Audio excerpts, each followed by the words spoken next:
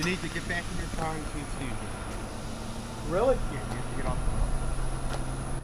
Oh, we're off the road. Okay. Or is it all right to stand over here? Past your cars where you can stand. Oh, but the barricades are here.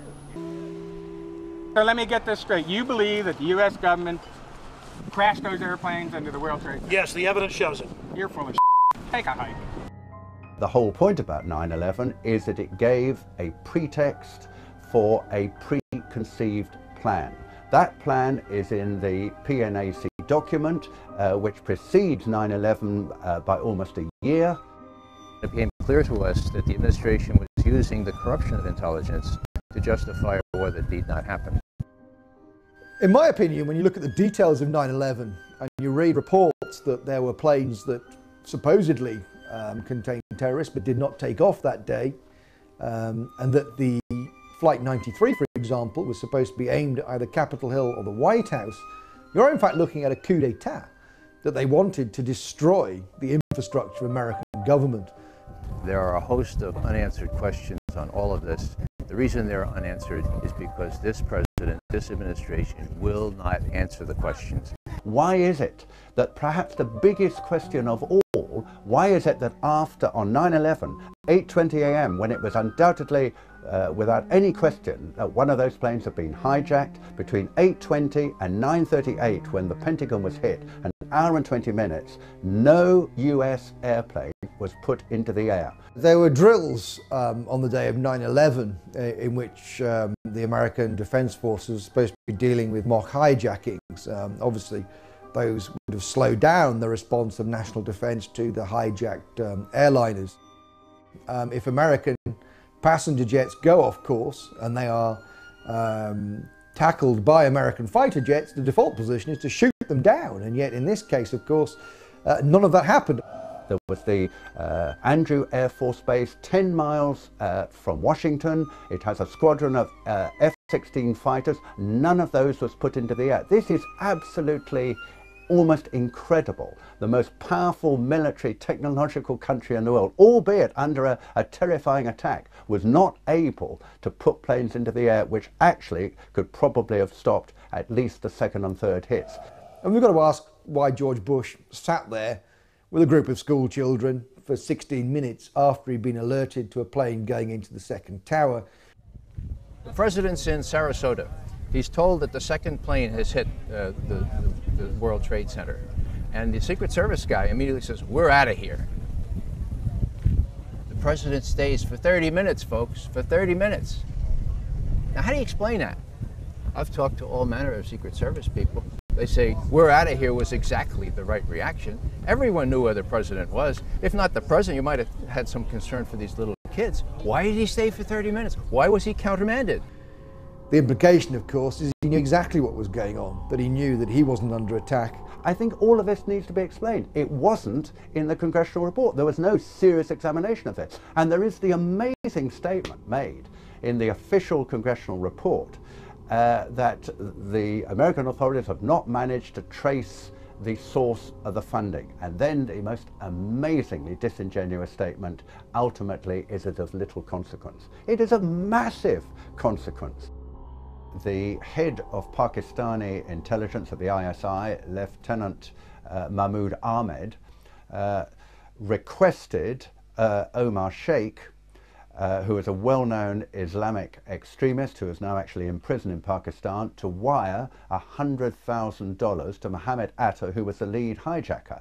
It is absolutely astonishing that that lead has never been followed up. As it happened, General Mahmoud was actually on a visit to the United States, both before and just after 9/11, and saw many leading government officials. For people to dismiss these questioners as conspiratorial advocates or conspiratorial theorists, that's completely out of line, because the questions remain because the president, who should be able to answer them, will not. We have plenty of evidence that the attack on Afghanistan was planned.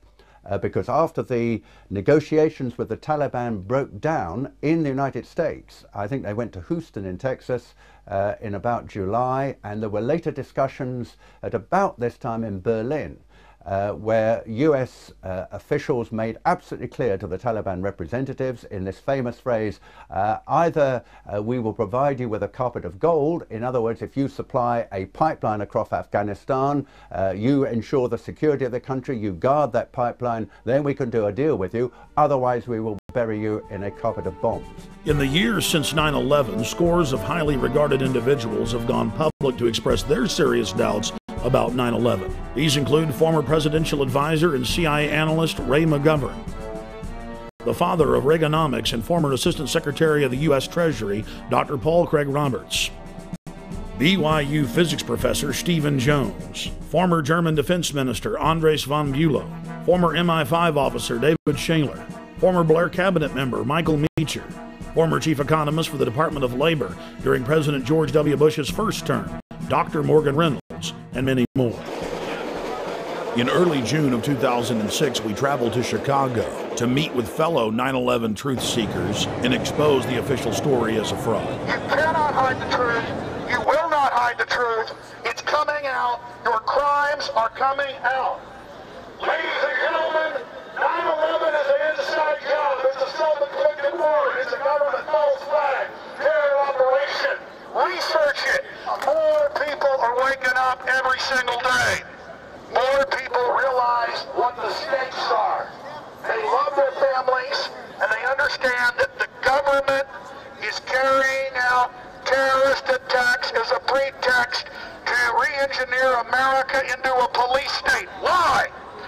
To capture us to be their political slaves, to use us as an engine of global empire, to invade the planet.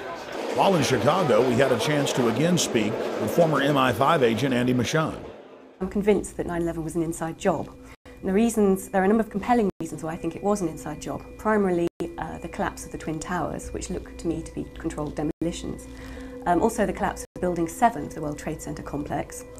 Also the fact that the air defences were stood down that day, who benefited from the attacks, of course. So there were a lot of put options put on the airlines that suffered during those attacks. It's a whole range of different evidence that adds up to something very, very suspicious about 9/11.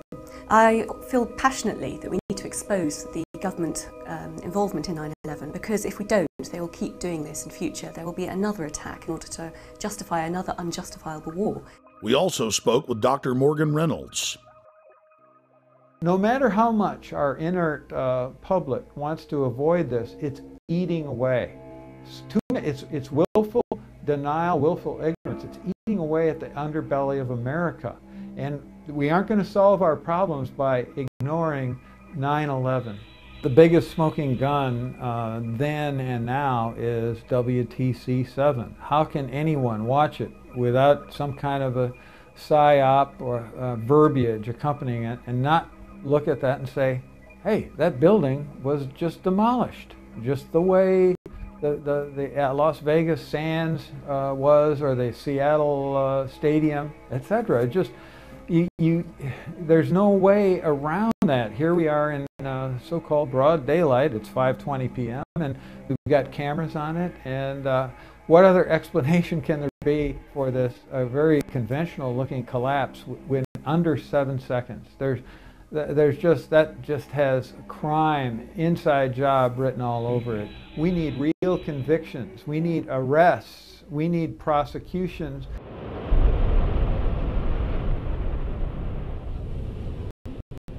We also had a chance to speak to Professor Stephen Jones, who is a doctor of physics, concerning new bombshell evidence that conclusively proves that thermite was used to cut the main pillars in the World Trade Center towers. There is this molten material flowing out of the South Tower just before its collapse. It has a large quantity of yellow hot metal.